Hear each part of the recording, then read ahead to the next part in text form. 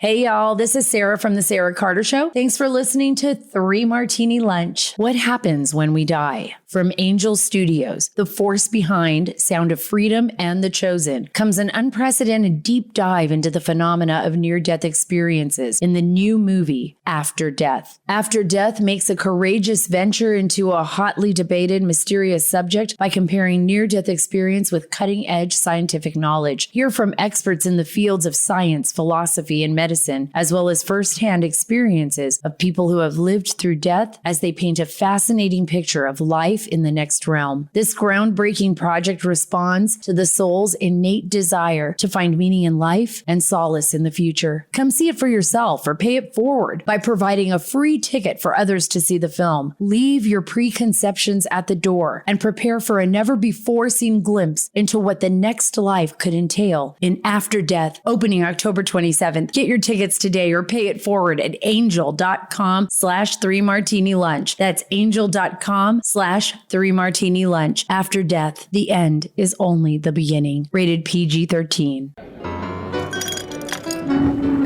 Welcome to the 3 Martini Lunch.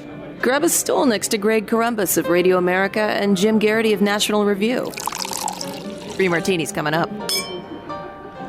Very glad to have you with us for the Tuesday edition of the 3 Martini Lunch. As you know, Jim Garrity is out this week. He's actually not on vacation. He's once again on assignment, this time to Taiwan. So if you are not reading the Morning Jolt, you really should be, and you should especially be doing it this week. If all goes well, Jim will be back here on the 3 Martini Lunch next Monday. With us today, pleased to have back Inez Stepman of the Independent Women's Forum. She's a fellow with the Claremont Institute and host of the High Noon podcast, also at ricochet.com. And Inez, welcome back. Good to have you. It's great to be here again. Well, it's another full news day, just like the last time you were here. And we don't know if we'll have another speaker by the end of the day. If the last 3 weeks are any indication, we probably won't. But we've got now 8 candidates. Yesterday there were 9. One of them dropped out, Muser of Pennsylvania. It seems like there's more insistence, at least in some level, in the Republican conference that whoever emerges from this conference vote, it's time to get behind whoever that is and get this done on the floor. Do you feel like that's likely to happen, or do you think we're still going to have intransigence on either side, depending on whether it's more of an establishment figure or someone who's very much not an establishment figure who emerges from the conference? Look, I mean, I'd like to believe the former of what you just said, but my heart tells me the latter. I think there are deep divisions that aren't going to go away, and it's not clear to me why any of these remaining 8 candidates or how they're going to solve those divisions, unless it's something completely personal, right? We heard a lot of reports that, moderates just wanted to punish, for example, Matt Gaetz. And so they were casting their votes on that basis. If there's something that personal that can get resolved through one of these people, then maybe they have a shot. But otherwise, on the sort of abstract political level, it's not clear at all to me why any of these new 8 candidates are better than the last several candidates that have been voted on, or how they're going to do better. I honestly, I know people throw it around as a joke, and it sounds like one, but there is a case for making Trump speaker, and the case is this. The biggest part of a speaker's job is to wrangle the caucus. And Trump currently, obviously, for all kinds of reasons, for better or for worse, is the guy who's hard to say no to within the Republican Party. He's the guy that other Republicans are afraid to say no to. So I actually think this is less of a dumb idea than people are circulating, even though I know Trump has very little interest in legislation. But he might be the one person who can herd the Republican cats, is all I'm saying. Well, Troy Nehls of Texas is the one who has been pushing this idea, and it seemed like there may have been a plan to actually try to advance that. And then based on what we're hearing from Trump world is that Nehls let the cat out of the bag too soon, and then Trump's not happy with Nehls. But in terms of how this is likely to play out, I get the sense that it's probably going to be Tom Emmer, who's the choice of Kevin McCarthy and the leadership team, since he's already in the leadership, and then probably either Byron Donalds or Kevin Hern, who's the head of the Republican Study Committee from the more conservative side. So is that your read, or is it just too hard to tell at this point? Yeah, that is my read as well. So Chip Roy recently came out and endorsed Byron Donalds. I have my own, and I kind of use Chip as the barometer for this, because I think in a lot of these fights, he's the guy who's always got a substantive purpose to what he does, right? As opposed to some of the personal squabbling and so on. There's always a clear goal, but he's part of that like conservative insurgent faction. So I've always used him as sort of a barometer and really as because I tend to agree in terms of substance with a lot of the sort of insurgents, but it's clear that there's been, again, a lot of personal shenanigans, a lot of like grandstanding for the press, et cetera, et cetera. And so that's really, Chip Roy has been my barometer because he doesn't do any of that. Like he's been very upfront about. So if he thinks that Byron Donalds should be the standard for that part of the party, then I'm definitely willing to trust him with that. More from zooming out, beyond Washington, D.C., there's a couple things that are simultaneously true about this. One is that, we're in this very uncertain moment where it really does feel like the world, one wrong move and the world could explode into a war, and not having a speaker of one of the two chambers of Congress, not having a leader for one of the two chambers of Congress at this time seems like another symptom of chaos and decline for the United States. But on the other hand, there is a way in which I'm appreciative that the chaos is open, because I feel like, and I think there are plenty of people in this country who feel like the United States has been in a state of sort of tumult and perhaps domestic Cold War for a long time. And to see it actually, that chaos spill into our politics sometimes, I think is actually a good thing, because the kind of like handshaking and backslapping and civility, quote unquote, in DC, I think oftentimes can cover deeper divisions. And so to an extent, I think it's good that people see that we are in this kind of chaos, because I think in a more fundamental sense, we really are. So it's, in that sense, it's good to see, and it's good to see it spill over into DC. But, at the end of the day, there has to be a speaker. So. Well, I'm glad to hear you say that about Chip Roy. I'm a huge Chip Roy fan, and I was even before the initial speaker votes at the beginning of the year. But the way he took a principled stand and then actually negotiated to get it done and put more power in the hands of more conservative members, even elevated his stock even more. So, yes, he is often a barometer for me as well. And as I asked this to John Gabriel at the end of last week about whether he wanted to become speaker if they actually came calling for him, he talked about having his mug up there during the State of the Union if he was required to show up at all. They're probably not going to come and ask you if you wanted to be speaker, but what would you say if they did? What is it that Grant said, or no, Sherman said, like, if appointed, I will not, or if elected, I will not serve. Like that whole, I'll take it back. I would serve briefly just to get a tax on universities, because I think that is something that the right absolutely should do. I have a proposal out about it, and I'm very passionate about it. But I think the events of the last week have only shown more that we ought to treat the university system in the United States, which is so heavily dependent on taxpayer money and taxpayer-backed loans, is essentially hostile to everything that not only conservatives should hold dear, but basic things about the country that are necessary in any functioning republic. I think they are our domestic enemies, and we ought to treat them as such. So I want to tax them. So I would take the speakership for that reason alone, and then resign and live in infamy for the rest of my life. Might have a little bit of trouble getting that past the Democratic Senate and the president right now. I would like to see Democrats vote against student loan forgiveness, because that's the other half of the proposal, is to take that money, student loan forgiveness, and I think it's a win-win for Republicans, because if Democrats vote against student loan forgiveness, I think that there is a contingent of their base who only cares about this, young people who are drowning in debt. And they actually are quite amenable to the argument that this is the university's fault and this is predatory lending, and it never should have happened. So I don't know. I think it's good politics, but I think it's even better good policy. Anyway, so that's my hobby horse, and that's why I would take this speakership job for temporary purposes. But other than that, I have no interest in hurting those cats. Understood. Founders would appreciate that, though. Serve for a I'm the limited time. Cincinnatus of university. There you go. Well, what we're hearing here, Inez, is that Tom Emmer has emerged as the top vote getter in the Republican conference, but his total was even less than Jim Jordan's. So we don't know if he's going to get to 217. We're still trying to sort that out, but looks like we might be at this a little bit longer. All right, let's talk about our great sponsor for the day, and that is 4 Patriots, makers of many fine products, including the best-selling survival food kits. Look, you just never know when there's going to be a natural disaster in your area, so be prepared to have some meals on hand that are easy to prepare with very little time and effort needed. The best-selling survival food kits are delicious. They're actually designed to last for 25 years if stored properly. They come with real meat and vegetables. You can also take them on less stressful events like camping trips or picnics, although those can be stressful too. Good in emergencies. If power is out, all you need to do is boil water over a fire, simmer and serve, and enjoy hot meals and stay safe during a crisis. Visit 4patriots.com/martini to see this week's discounts and deals before they are gone, and get free shipping on orders more than $97. Save more and get peace of mind now by going to the number 4patriots.com/martini. That's 4patriots.com/martini.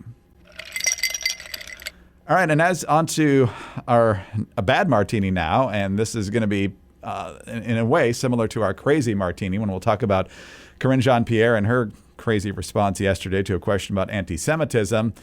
But the anti-Semitism that's happening in the country right now, the major divide among age groups about what's happening in the Middle East and what the proper response is to it, is quite staggering. I don't have numbers to compare to previous incarnations of Middle East conflict, but there was a CNN poll conducted October 12th to the 13th asking Israel's military response to Hamas attacks is fully justified.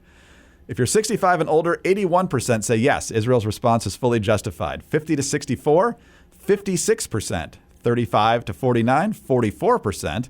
And then 18 to 34-year-olds, only 27%. Meanwhile, in a poll from Harvard-Harris, voters were asked a couple different things by age. Whether the killing of 1,200 Israeli civilians by Hamas is or is not justified, but whether the attacks on the Jews considered genocide. So, first of all, can the attacks by Hamas be considered justified?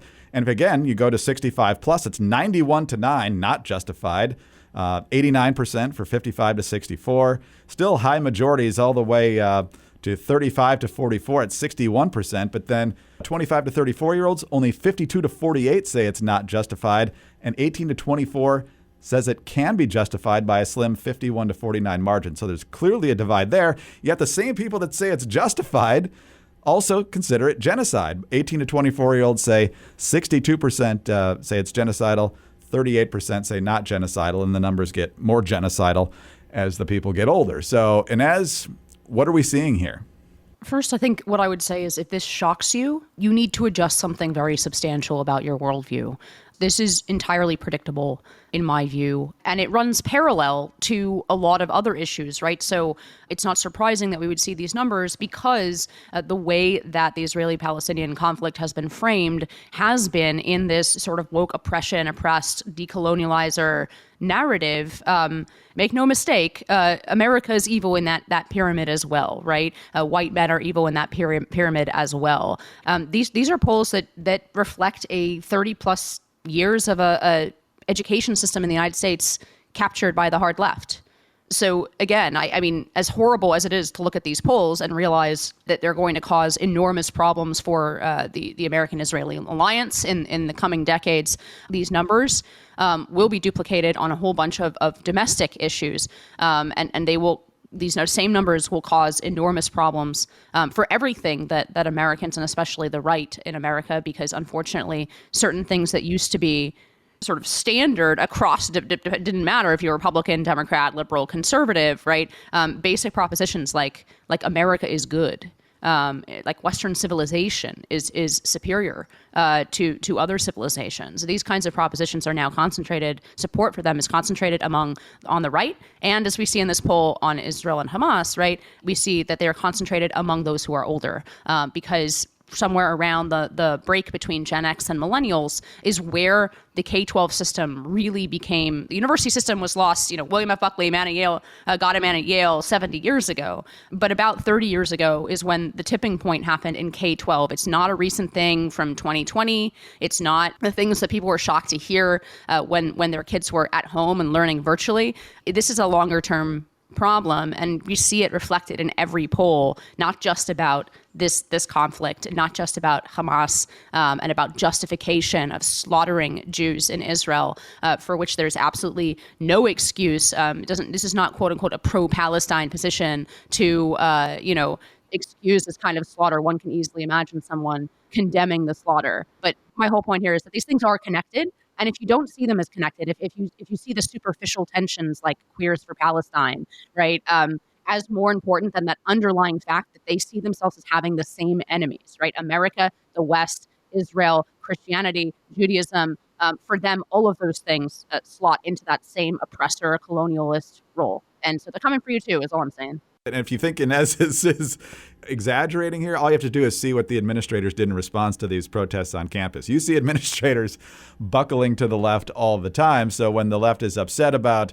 whatever the Trump policy of the day was, or transgender issues or anything, they're always quick out with a statement in solidarity with the students. This time they knew they'd get roasted for it in the general public. But they also knew that the students were going to be strongly against them. So first you saw nothing, then you saw mealy-mouthed statements, and then only in a couple places did you see statements on the third or fourth try that actually came anywhere close to what the response should have been. So in some ways, they're now prisoners of their own creation on these college campuses. So even if they think their students have gone too far, which a lot of professors don't, when you see some of their statements, the horse is already out of the barn now, and now the students are kind of driving it, it seems like. Yeah, there would be a certain appreciation for them being caught in the maelstrom of their own making. But unfortunately, the rest of us are also caught in the same maelstrom in the country. So that makes it substantially less enjoyable. Absolutely right. And you mentioned that's the educational system. That's the problem. And it takes a very long time to change it, if it can be changed at all. But you've got your finger exactly on the problem there. Hey, y'all, this is Sarah Carter, investigative columnist and host of The Sarah Carter Show. Thanks for listening to 3 Martini Lunch. We all have a heartfelt reason to support our blood pressure. In fact, more than half of the U.S. population would benefit from blood pressure support. Super Beets Heart Chews are easy and convenient way to support healthy blood pressure and promote heart-healthy energy. Paired with a healthy lifestyle, the antioxidants in Super Beets are clinically shown to be nearly 2 times more effective at promoting normal blood pressure than a healthy lifestyle alone. I tell you this, I felt it. I love taking Super Beets. Not only are they tasty, they're great to chew, but I love to know that I'm supporting a healthy heart. It's effective and clinically studied. Super Beets is the #1 pharmacist recommended beet brand for cardiovascular health support. It's blood pressure support you can trust. Get a free 30-day supply of Super Beets Heart Chews and 15% off your first order by going to getsuperbeets.com and use promo code Sarah. That's SARA. Getsuperbeets.com. Code Sarah to get 15% off your first order. Getsuperbeets.com. Promo code Sarah. All right, and as on to our crazy martini now, and also staying generally on this subject, we moved to the White House press room yesterday, where Karine Jean-Pierre, as usual, was reading answers from her binder and then flailing if the answer wasn't there or she wasn't on the right page. But the issue came up very simply in a question: how concerned is the president right now about rising anti-Semitism? And well, she took it in a direction you wouldn't exactly expect. His level of concern right now about the potential rise of anti-Semitism in light of everything that's going on in Israel? So a couple of things. We have not seen any credible threats. I know there's been always questions about credible threats, and so just want to make sure that that's out there. But look, Muslim and those perceived to be Muslim have endured a disproportionate number of hate-fueled attacks. And certainly President Biden understands that many of our Muslim, Arab Americans and Palestinian American loved ones and neighbors are worried about the hate being directed at their communities. And that is something you heard the president speak to in his address just last Thursday. Well, that's quite a pivot, and she's wrong. Just yesterday, there was an attack from pro-Palestinian demonstrators against pro-Israel demonstrators in Skokie, Illinois. And then last night, there were activists where you live, Inez, in New York City, marching down the street calling for intifada, which I don't know if everyone involved in the march understood exactly what that meant by that, but the leaders certainly did, which means that they want the eradication of Jews. So when you see Karine Jean-Pierre basically ignore the question and then pivot in the opposite direction, it's just frustrating because there's obviously a rise in anti-Semitism. All you have to do is glance at the college campuses. And she said in another statement yesterday, I'm not going to get into the specifics on college campuses. So she knows it's happening. She just can't speak about it in a way that she knows the public is going to appreciate. So what do you make of the tap dance from the administration here? Again, it's not surprising. And I think increasingly you'll see, and I was gratified, despite actually, I think on policy matters, the Biden administration has left a lot to be desired in their response, including their inability to abandon the fantasy that they can reset relations with Iran. But in terms of the statements, I was gratified to see that President Biden come out with a strong statement and continue to make strong statements about the American-Israeli alliance and in favor of Israel and its right to respond to these kinds of attacks. But you see with these remarks from the press room, right? There is a new Democratic Party made up of younger Democrats that is coming up behind Biden, right? And that even his own press secretary is very much on that page rather than her boss's page, right? So here in the same category, think about the more than 500 Democratic staffers who anonymously signed a letter attacking the Biden administration for supporting Israel at all. And then even the specifics of how she pivoted from anti-Semitic acts, right, and crimes to anti-Muslim crimes, both of which exist but not in the same proportions relative to the populations in the United States. You see this inability even to condemn anti-Semitism, even as like a sort of throwaway statement, right? As throwaway clause in the statement, and certainly independently to confirm anti-Semitism. Here I'm reminded of the 2019 resolution after Ilhan Omar made one of her many anti-Semitic remarks, right? And there was pressure within the Democratic Party to condemn that. And what they ended up with was a resolution, right? A Nancy Pelosi brokered resolution that condemned both anti-Semitism and anti-Muslim sentiment, right? Islamophobia, which I don't like that word, but anti-Muslim sentiment, right? So like even then there was no ability in the Democratic caucus to pass something that merely and solely condemned anti-Semitism without this sort of appending this other element of anti-Muslim bigotry to it, right? And so I think it's very representative of the direction of the Democratic Party and very much in line with the polls we talked about in the last martini. Now, very good point. And yeah, it's a very inconsistent policy here, like you mentioned. On one hand, Biden has been very strong about Israel's right to defend itself, to condemn wholeheartedly what Hamas has done. At the same time, he's convinced he can get $100 million worth of aid into Gaza that everybody except Hamas will benefit from, which is virtually impossible, if not entirely impossible. And he's still playing footsie with Iran, even though Iranian proxies are not only continuing to fund Hamas and Hezbollah, but also attacks on American positions in the region. So it's very inconsistent. But the exit question here, and as you mentioned in the last segment about the poll numbers, you've got this growing younger demographic in the Democratic Party who's obviously very hostile to Israel. The older Democrats are a little more sympathetic to Israel, especially when you look at the lopsided numbers there. So in the immediate political calculation, I'm thinking Biden needs to stay closer to Israel because he probably assumes he's going to get the younger, more radical vote no matter what he does, especially if he's going up against Trump, whereas he could lose some of those more moderate people in the older age groups. But how do you think he's going to run this?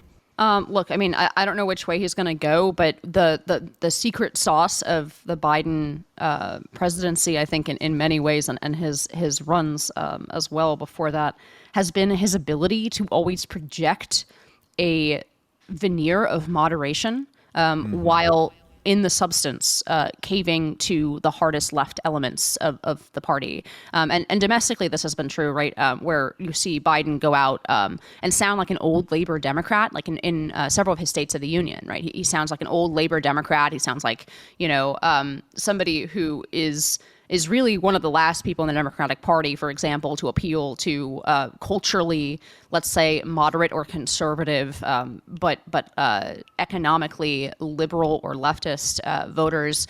We're talking union members, et cetera. Like he really sounds like an old labor Democrat, and that's what his one of his states of the union was about. And then at the same time, his administration is, redefining sex under civil rights law, right, to include gender identity. And he's on the hardest edge of a lot of these cultural issues, or at least his staff is, and the actual policy that comes out of his administration is. And yet he has, and it's a source of great frustration to me, but he has managed to convince with this pure sort of aesthetic veneer of moderation, a lot of people who don't tune in to the day in, day out kind of things that his administration is putting out. So I wouldn't be surprised if that's where he goes here, that he essentially says some of the right things, and then in substance, his administration deviates from what he says in very important and radical ways. That route would not surprise me, because it seems to have been the Biden route for many years now. Yeah, that's exactly it. I've said a number of times on the podcast that Joe Biden is always where his party wants him. I can't think of a single time where Joe Biden has bucked the Democratic Party. We're going on 50 plus years now of being exactly where his party needs him to be. Only this time he's the head of the party, so he should be able to tell them where to go in more ways than one sometimes. But in the end, it's the activists sometimes that keep yanking him to where they want him. So it's frustrating in a number of ways. But you're right. He does have that ability to project himself as being moderate, but the performance so far has not fooled a lot of American people, because his approval numbers are not great. So we'll see where it goes from there. Inez, great to have you with us today. Really appreciate your time and your insights, and we'll talk to you down the road. Thank you. It's been great to be back here. Thanks, Greg. Inez Stepman is with the Independent Women's Forum. She's a senior fellow at the Claremont Institute, and she's the host of the High Noon podcast at ricochet.com.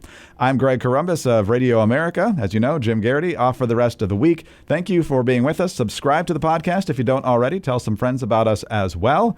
Thank you also for your 5-star ratings and your kind reviews. Please keep those coming. Get us on your home devices. All you have to say is play 3 Martini Lunch podcast.